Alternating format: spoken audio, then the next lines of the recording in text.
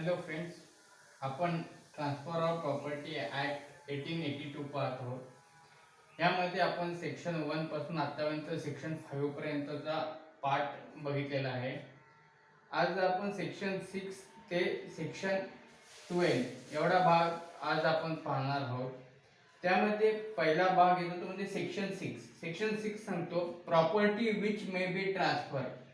अशा कोणकोणत्या प्रॉपर्टी आहेत ज्या आपण ट्रान्सफर करू शकतो याबद्दलची माहिती आपल्याला सेक्शन 6 मध्ये दिलेली आहे. सो सेक्शन 6 चं वर्डिंग बघितलं ना, तो सेक्शन 6 काय सांगतो बघा. Property of any kind may be transfer except otherwise provided by this act or any other law for time being in force. Transferability of a property is a general rule. Non-transferability is an exception. थोडक्यात काय आहे, property transfer केली जाते हा general rule आहे की प्रत्येक property ही ट्रान्सफरच होते. ओके. आणि नॉन ट्रान्सफरेबिलिटी हे एक्सेप्शन आहे. म्हणजे थोडक्यात प्रत्येक प्रॉपर्टी ही ट्रान्सफर होते, तर फक्त काही अशा प्रॉपर्टीज आहेत की ज्या ट्रान्सफर होत नाहीत. तर आपल्याला अशा प्रॉपर्टीज बघायच्या आहेत की ज्या ट्रान्सफर होत नाहीत. अशा कोणकोणत्या प्रॉपर्टी आहेत की ज्या ट्रान्सफर केल्या जात नाहीत. तर त्यामध्ये सर्वात पहिला मुद्दा येतो तो म्हणजे property non transferable under transfer of property act. आपण पुढे डिस्कस करणार आहोत कोणकोणत्या प्रॉपर्टी आहे. अंडर टीपी ऍक्ट खाली काही अशा प्रॉपर्टीज दिल्या आहेत की ज्या ट्रान्सफर करता येऊ शकत नाहीत. त्या काय काय आहेत ते आपण पुढे पाहणार आहोत. ओके. सेकंड काय आहे, property non transferable under any other law for time being enforce.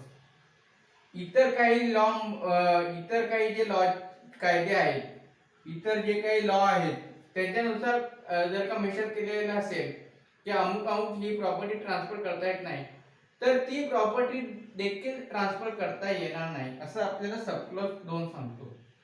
म्हणजे एकतर टीपीच्या अंडर जे काही सांगितलेलं आहे की या प्रॉपर्टी तुम्ही ट्रान्सफर करू शकत नाही, त्या प्रॉपर्टी तुम्हाला ट्रान्सफर करता येणार नाही. या व्यतिरिक्त इतर कायद्यामध्ये जर का कुठे सांगितलं असेल की अमुक अमुक ही प्रॉपर्टी ट्रान्सफर करता येत नाही, तर अशी देखील प्रॉपर्टी ट्रान्सफर करता येणार नाही. Second, space succession. Space succession म्हणजे काय, तर mere chance of heir apparent or mere chance of obtaining legacy on the death of kinsman or any other possibility of like nature cannot be transferred. म्हणजे तुम्हाला जर का वंश परंपरेने एखादी प्रॉपर्टी येणार असेल आफ्टर द डेथ ऑफ एखाद्या व्यक्तीची डेथ झाली, तर त्याची प्रॉपर्टी कोणाला ट्रान्सफर होते, तर त्याच्या सनला वगैरे. तर अशा वेळेला तो जो ट्रान्सफरेबिलिटीचा जो राईट आहे तो तुमचा नाही होत. तो राईट तुम्ही दुसऱ्याला देऊ शकत नाही. ओके. सो स्पेस सक्सेशन हा जो काही तुमचा राईट आहे तो नॉन ट्रान्सफरेबल, तो तुम्ही दुसऱ्याला देऊ शकत नाही. Mere right to ray entry.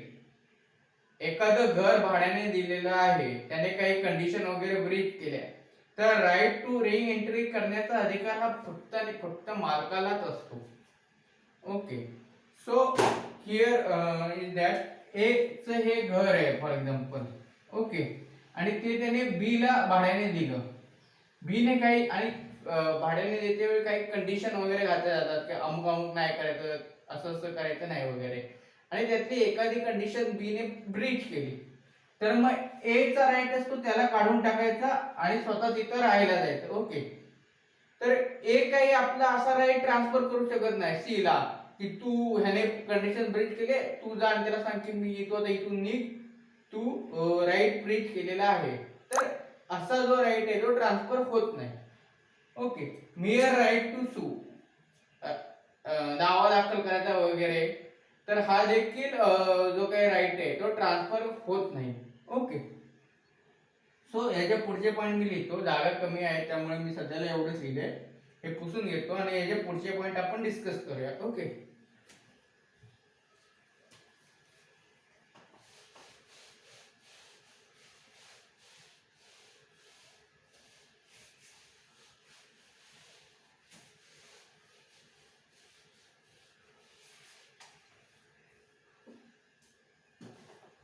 Okay, right of री एंट्रीचं बघितलं आपण. त्यानंतर त्याच्यानंतर राईट टू सू पण बघितलं. त्यानंतर अन इजमेंट. इजमेंटचं तुम्ही वाचत असेल काय आहे की म्हणजे इजमेंट. इथे मी तो पॉइंट लिहून ठेवतो आधी. An easement. Okay, apart from dominant heritage.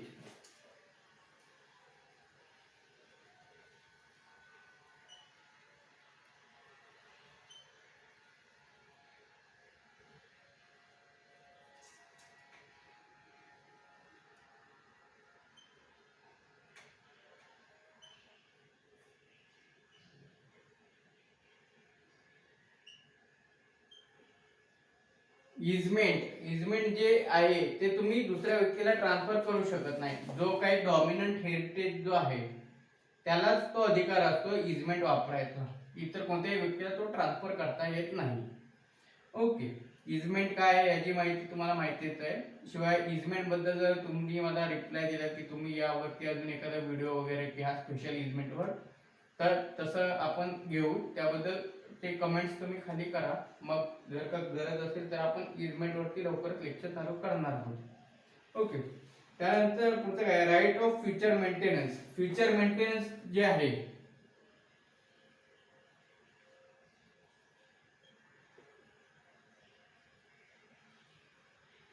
Future maintenance तुम्हाला जे काही भेटत आहे ते देखील तुम्ही ट्रान्सफर करता येत नाही. फ्युचर मेंटेनन्स जे म्हणजे दावा दाखल झाल्यानंतर, डिवोर्स झाल्यानंतर जे काही मेंटेनन्स वगैरे भेटतात ते देखील तुम्ही दुसऱ्याला ट्रान्सफर करू शकत नाही. त्यानंतर stipends allowed to member of arm force cannot be transferred. स्टायपेंड्स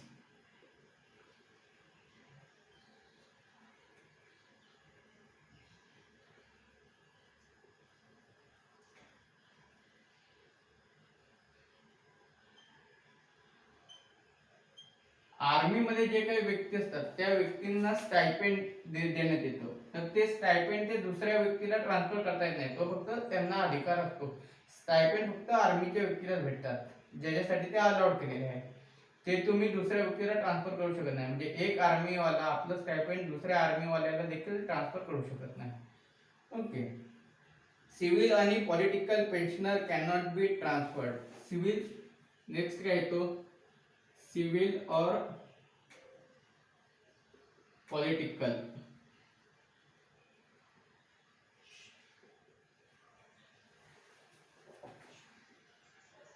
civil political pension जी काही भेटते ती देखील तुम्ही ट्रान्सफर करू शकत नाही. ओके, म्हणजे व्यक्ती रिटायर झाला की त्याला सरकारकडून पेन्शन दिली जाते, तर पेन्शन तुम्ही ट्रान्सफर करू शकत नाही. माझी पेन्शन तुम्ही अमुक अमुक या व्यक्तीला मी माझा अधिकार दिलेला आहे त्या व्यक्तीला तुम्ही पेन्शन द्या. ज्याला अधिकार आहे त्यालाच फक्त ती पेन्शन देण्यात येते. So next is public office cannot be transferred. म्हणजे पब्लिक ऑफिस. आणि शेवटचा आहे तो म्हणजे पब्लिक ऑफिस तुम्ही ट्रान्सफर करू शकत नाही. म्हणजे तुम्ही एखादा माणूस सरकारी वकील म्हणून निवडून आले, त्याने एक्झाम दिली आणि सरकारी वकील झालाय, तर तो तर तो झाला पब्लिक ऑफिसर. तर तो म्हणू शकत नाही की मला नको, मी आता निवृत्ती घेतो, माझ्या जागी पब्लिक ऑफिसर म्हणून तुम्ही ह्याला घ्या. मला काय अजून 20 वर्ष नोकरी करायची आहे तर मी काही करत नाही, त्याच्याऐवजी माझा हा मित्र आहे त्याला तुम्ही पब्लिक ऑफिसर म्हणून घ्या. तर तसं काही करता येत नाही. ओके, सो त्यानंतर आहे हा एवढ्या पॉइंट म्हणजे हे जे पॉइंट आपण बघितले एक 8 पॉइंट, या पॉइंट व्यतिरिक्त सर्व ज्या काही प्रॉपर्टीज आहेत त्या ट्रान्सफर होतात. फक्त हे जेवढे पॉइंट आहेत याच प्रॉपर्ट्या ट्रान्सफर होत नाही. ओके, असं आपल्याला काय सेक्शन 6 मध्ये सांगितलं आहे. ओके, त्यानंतर पुढचं आहे who is competent to contract. Section 7.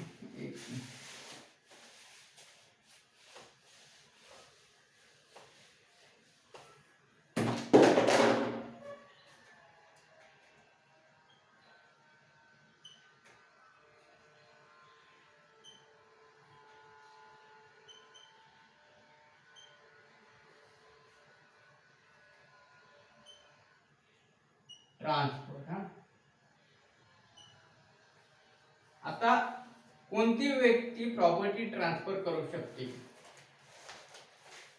हा मेन क्वेश्चन येतो की प्रॉपर्टी ट्रान्सफर होऊ शकते, कोणत्या प्रॉपर्टी ट्रान्सफर होतात, कोणत्या होत नाहीत, हे देखील आपण बघितलं. पण प्रॉपर्टी ट्रान्सफर करण्याचा अधिकार कोणाला आहे, तर सेक्शन 7 आपल्याला त्याबद्दल माहिती देतो. सेक्शन 7 की प्रॉपर्टी कोण ट्रान्सफर करू शकतो, तर every person who is competent to contract, person who is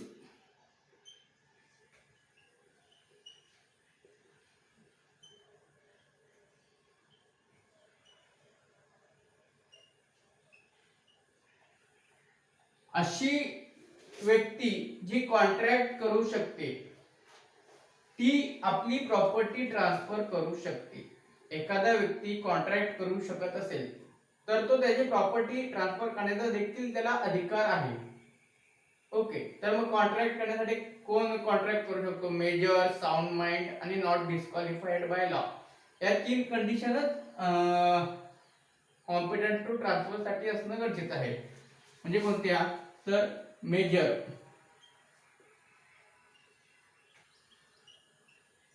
sound mind आणि not disqualified by law.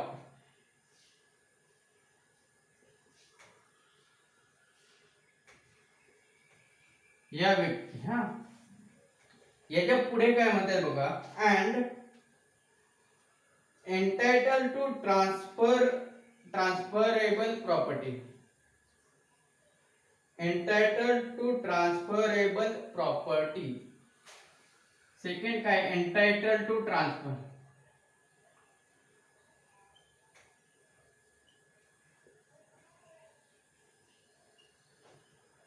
Transfer करण्याचा देखील त्यांना अधिकार असणं गरजेचं आहे. म्हणजे त्याच्या स्वतःच्या मालकीची ती प्रॉपर्टी असणं गरजेचं आहे. कॉम्पिटंट आहे म्हणून तो दुसऱ्याची प्रॉपर्टी विकणार नाही, तर त्याच्या स्वतःच्या मालकीची ती प्रॉपर्टी असणं गरजेचं आहे.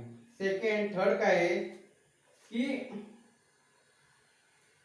और authorise to transfer property may transfer such property either wholly or partly or conditional or absolutely. Authorise to transfer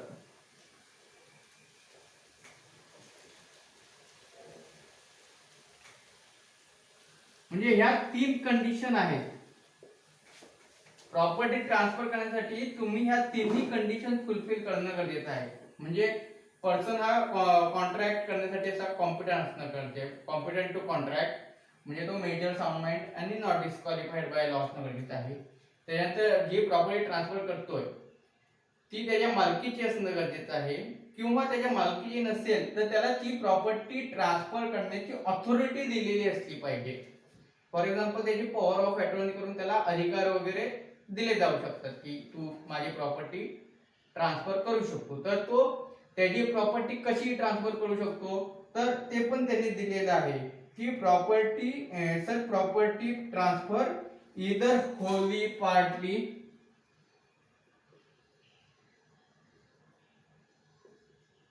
म्हणजे एखाद्याने अधिकार दिलेला आहे तर तो त्याची संपूर्ण जमीन देखील ट्रान्सफर करू शकतो किंवा त्या जमिनीचा काही भाग तो ट्रान्सफर करू शकतो ज्याला ऑथॉरिटी दिलेली आहे, कंप्लीट, होली और पार्टली. त्याच्यानंतर कंडिशनल और ऍब्सोल्युटली.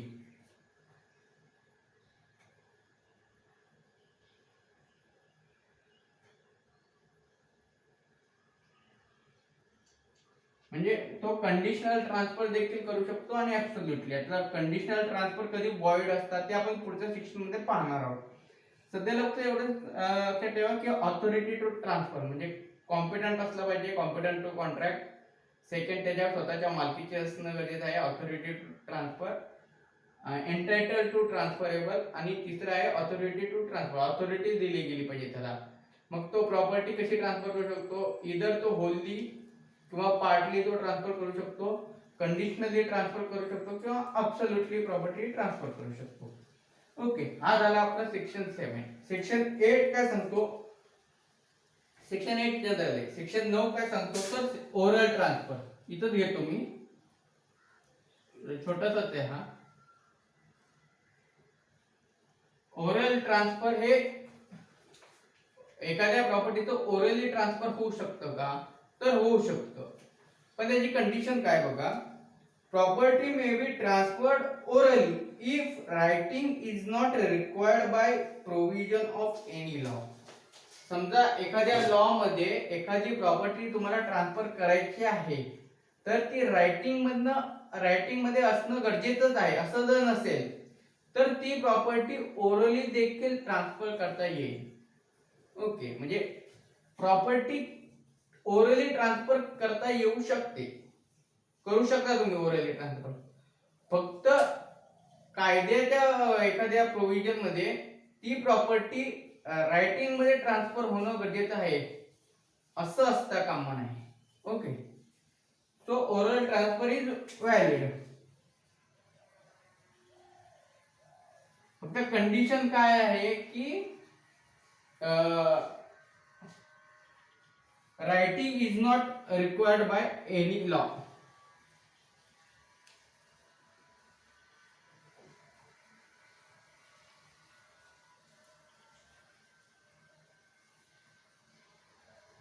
रायटिंग मध्ये प्रॉपर्टी ट्रान्सफर करणं गरजेचं आहे अशी कुठली प्रोव्हिजन त्या बाबतीत कुठल्याही कायद्यामध्ये असणं गरजेचं आहे, तरच ती प्रॉपर्टी तुम्ही ओरली ट्रान्सफर करू शकता.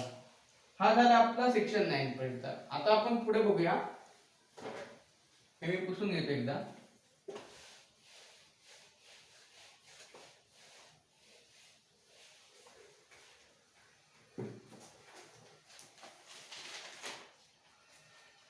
नाईन पर्यंत आपण बघितलं. सेक्शन 10 काय सांगतो, conditional absolutely restraining alienation. Condition absolutely restraining alienation of property is void except lease. Conditional partially restrictions alienation is valid. म्हणजे काय,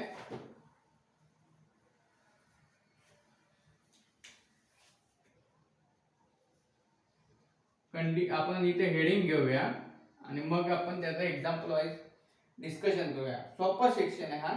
condition absolutely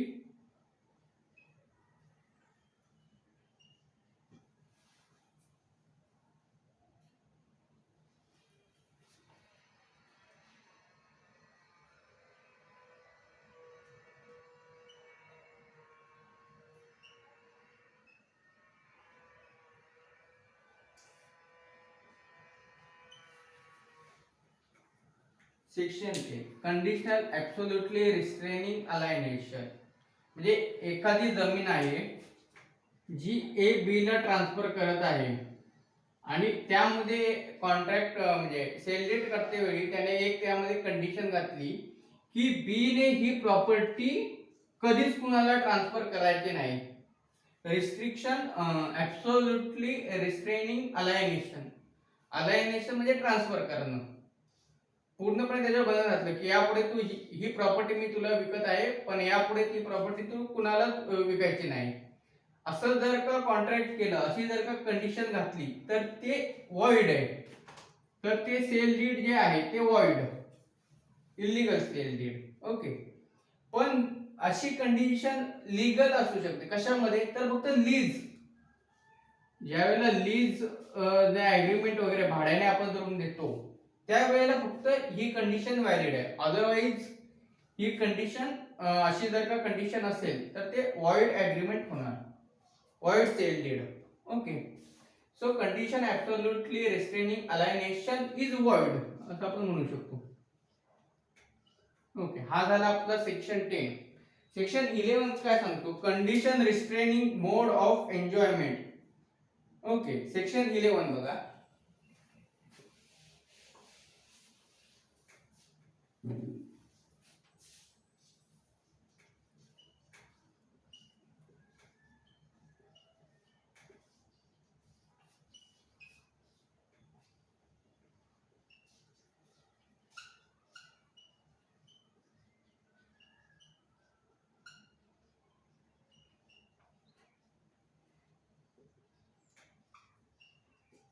condition restraining mode of enjoyment where property is transfer absolutely subject to condition restraining mode of enjoyment, then such condition is void.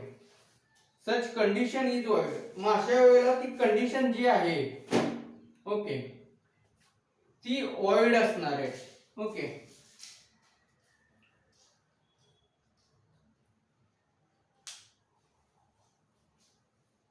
Okay so यामध्ये मी बोललो सेल्डेड void. सेल्डेड नसतं, ती जी condition असते ती void.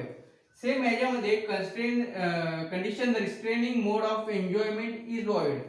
समजा एखाद्याने आपलं शेत विकलं, एने बीला शेत विकलं ओके आणि त्याला सांगितलं की बाबा तू ही प्रॉपर्टी भविष्यात कुणालाही ट्रान्सफर करू शकतो. ओके ठीक आहे बोला, म्हणजे सेक्शन 10 नाही लागू होत त्याला, बरोबर इथपर्यंत वाटलं. पण ए ने बी ला प्रॉपर्टी टाकताना एक कंडिशन घातली की ह्या ज्या जमिनीमध्ये आहे ह्या जमिनीमध्ये फक्त तू गहू घ्यायचा, बाकी दुसरं काहीच घ्यायचं नाही, ज्वारी घ्यायची नाही किंवा ऊस वगैरे तांदूळ काहीच नाही घ्यायचा, तर फक्त आणि फक्त गव्हाचं उत्पन्न काढायचं. ओके म्हणजे प्रॉपर्टी ट्रान्सफर बी च्या मालकीची आहे, पण ए ने त्याला सांगितलं की तू हेच उत्पन्न घ्यायचं. म्हणजे काय केलं की रिस्ट्रेनिंग मोड ऑफ एन्जॉयमेंट, त्याला ज्या प्रॉपर्टीचा एन्जॉयमेंट घ्यायचा आहे त्याच्यावर त्याने बंधन आणलं. तर ती जी कंडिशन असेल ती वॉइड. ही जी कंडिशन त्याने घातली आहे ना ती वॉइड. प्रॉपर्टी ट्रान्सफर केली आहे तशी कंडिशन घातली आहे त्याच्यामुळे ते सेल्डेड वॉइड होणार नाही. मग अशी मी चुकून सेल्डेड बोललो, पण यामध्ये ती कंडिशन वॉइड होती, सेल्डेड व्हॅलिड, पण जी ती कंडिशन घातलेली आहे ती वॉइड असणार आहे. ओके सो हा झाला आपला सेक्शन 11. पुढचा सेक्शन बघूया. Section 12 condition making transfer determining और attempt to alienation or insolvency is void. Condition making transfer determinable or attempted alienation or insolvency is void. Okay. So हा पण सोपा सेक्शन आहे. Section 11.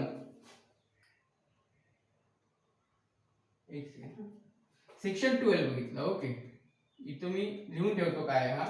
Condition making transfer determinable on attempted alienation is void. Okay section 12 पण सोपाच आहे. So आज आपण इथं थांबूया, व्हिडिओ खूपच मोठा होत आहे, तर आपण आज इथं थांबूया आणि सेक्शन 13 पासूनचा टॉपिक आपण पुढे डिस्कस करूया. आता इथपर्यंत जे शिकवलंय त्याच्यात जर तुम्हाला काही क्वेश्चन वगैरे असेल तर तुम्ही मला फोन वगैरे करून तुम्ही किंवा मेसेज करून मला विचारू शकतात. माझा कॉन्टॅक्ट नंबर आहे 9665330319. सो आज आपण इथं थांबूया. पुढचा जो काही आहे सेक्शन 13 ते आपण पुढच्या व्हिडिओमध्ये डिस्कस करूया. थँक्यू.